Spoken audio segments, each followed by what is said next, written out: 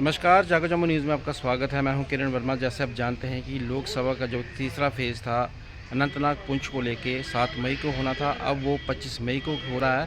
तो काफ़ी संख्या में जो हमारे पॉलिटिकल लीडर हैं इस वक्त अपनी मुहिम तेज़ करे हुए हैं और काफ़ी तादाद में लोग वहाँ पर लोगों के बीच में जा रहे हैं।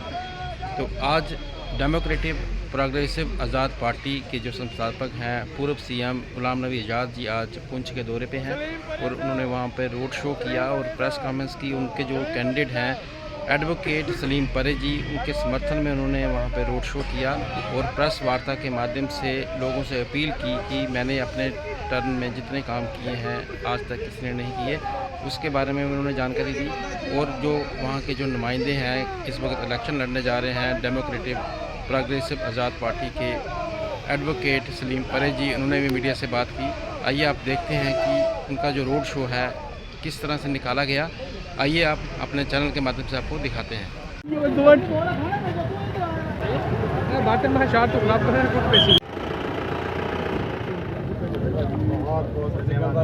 सलीम परे साहब, सलीम परे साहब, सलीम परे साहब,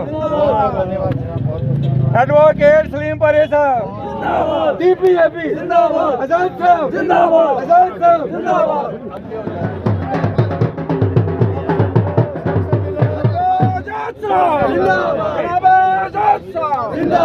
सलीम परे साहब जिंदाबाद, को भी बुलाओ ना,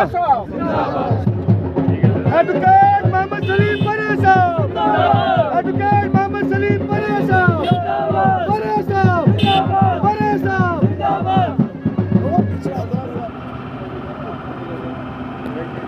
हिंदू मुस्लिम सिख इत्तेहाद की अगर बात करेंगे, एक लीडर ऐसा है जो एक मंबा है इसका, वो जनाब गुलाम नबी आज़ाद साहब है।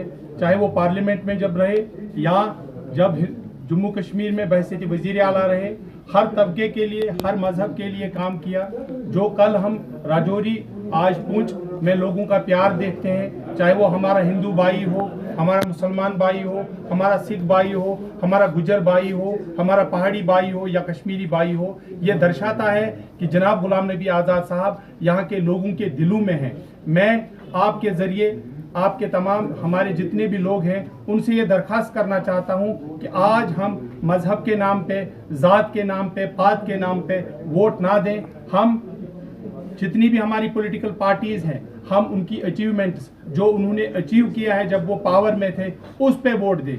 हम इमोशंस पे, जज्बात पे वोट ना दें। हम अपने लोगों की नुमाइंदगी जो पार्लियामेंट में करनी है, उस कैंडिडेट का पास्ट भी देखें, उस पार्टी का पास्ट भी देखें। हम कह सकते हैं कि जम्मू कश्मीर में अगर किसी ने नुमाइंदगी जम्मू कश्मीर के लोगों की वो हमारा लीडर जनाब गुलाम नबी आज़ाद साहब है। और हम अपने लोगों से तवक्को करेंगे कि वो हमें एक मौका देंगे और हम कोशिश करेंगे कि जो तबक्कात हमारी पार्टी, हमारे लीडर जनाब गुलाम नबी आज़ाद साहब और हमारे लोगों की तवक्कात जो हमारी पार्टी और हमारी लीडर के साथ है, हम उन पे खरा उतरेंगे, उनकी आवाज़ बनेंगे, यहाँ के बेरोजगार लड़कों की आवाज़ बनेंगे।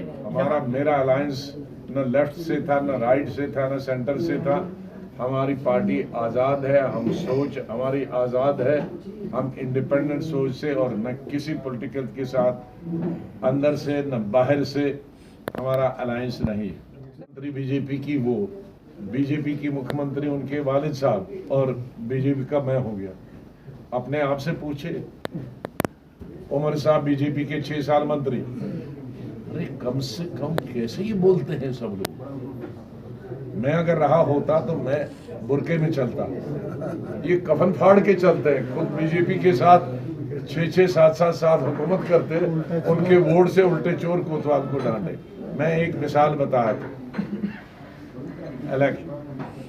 दो किस्म के जेब कुतरे होते हैं। एक जेब कुतरा अनट्रेंड होता है, एक जेब कुतरा बड़ा ट्रेंड होता है। जो अनट्रेंड जेब कुतरा होता है बेवकूफ, वो जेब काटता है तो भागता है, तो लोग पकड़ा जाता है। और जो ट्रेंड कौन होता है, जो बार बार जेब काटता है, वो जेब काटेगा इधर से, ऐसे रखेगा जेब में, ओ भागा भागा भागा, ताकि इस पर किसी को शक नहीं हो उसके पीछे। ये है वो लोग। बीजेपी किसको सपोर्ट कर रही, तो मैं कहां से आ गया? पहले वो उनकी सपोर्ट करते थे, उन दो की, अब इसकी तीसरी की, तो मैं तो किसी खाते में नहीं हूँ। इससे आपकी पार्टी को फर्क पड़ेगा सर? हमारी पार्टी को किसी से फर्क नहीं पड़ता, जो हमारे साथ है वो हमारे साथ। Thank you very much. ना वो राइट जाते हैं, ना लेफ्ट जाते हैं, ना सेंटर जाते हैं। सर जीतने के बाद आप किसके वो स्टेट गवर्नमेंट है, सेंट्रल गवर्नमेंट अगर इतनी कमजोर है कि मेरे दो आदमियों पर निर्भर होगी, उसको बनना ही नहीं चाहिए। है बाल्टी बाल्टी बाल्टी। और मैं ये कहूंगा, प्रधानमंत्री की लड़ाई बड़ी बड़ी पॉलिटिकल पार्टीज में होती है, इस एनडीए और दूसरा इंडिया।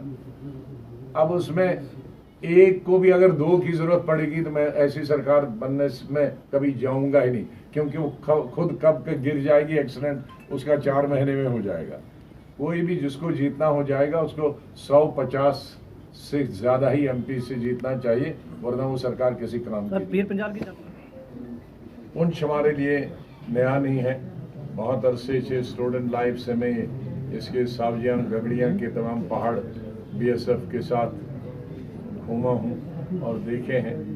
बहुत तरक्की भी हुई है, अभी और बहुत काम करने की ज़रूरत है। मेरे वक्त में यहाँ हमने डिस्ट्रिक्ट हॉस्पिटल दिए, बहुत सब डिस्ट्रिक्ट हॉस्पिटल दिए, कैंसर इंस्टीट्यूट दिया। मैंने एमए एमएससी की क्लासें इसी डिग्री कॉलेज में शुरू की थी और यहाँ के लिए यूनिवर्सिटी भी मंजूर की थी। लेकिन मुझे अफसोस है कि जो मैंने कार्रवाई तब ज़मीन एक्वायर करने के लिए यूनिवर्सिटी से शुरू की थी, वो अभी 17 साल है।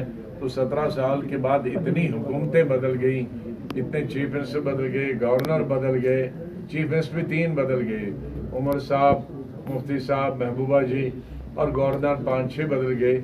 लेकिन किसी ने वो यूनिवर्सिटी की ज़मीन जो मैंने आइडेंटिफाई की थी, वो पिछला बुरुज से लेकर और यहाँ नीचे वाला सारा वो इलाका क्या है, चंडक वाला, चंडक के से इधर तक सारा वो यूनिवर्सिटी के लिए, और पैसा भी एयरमार्क तभी किया था, आज तक वो बिल्डिंग नहीं बन। शुक्र करो कि मुझे मालूम था कि मेरे बाद इसका यही हाल होगा, तो मैंने एमए और एमएससी की कुछ जो क्लासेस थी खुद आया था और खुद उसका उद्घाटन किया था, और डिग्री कॉलेज में ही उसको एमए की क्लासेस शुरू हो गई, वो सुविधा तो हो गई।